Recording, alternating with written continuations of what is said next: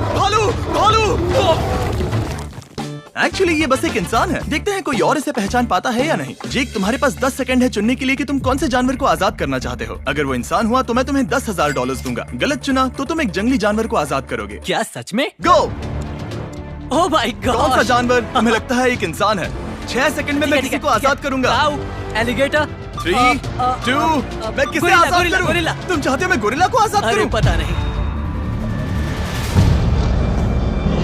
अरे बाप रे। तुमने सही गेस किया। ये लो $10,000। Thank you so much. कितने प्यारे हैं ना। सब्सक्राइब।